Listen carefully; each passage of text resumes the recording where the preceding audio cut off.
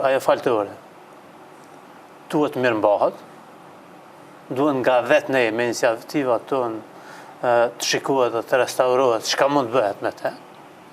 Nëse ekzistojnë njerëz të besimit ortodoks që në vendet përreth janë të ati besimi shumë,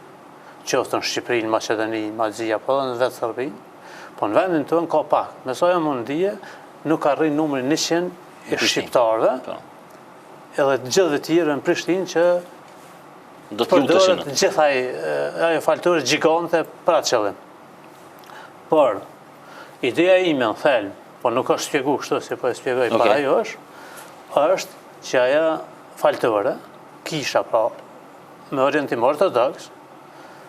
të shëndrojë, të jetë, për ato qëllime që është ndërtuar, por të jetë edhe ndihmes e universitetit, gjithsesi e fakultetit të artave, apo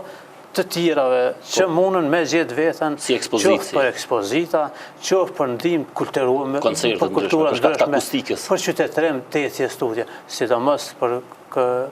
raste konceptuale që në Filharmonia e Kosovës.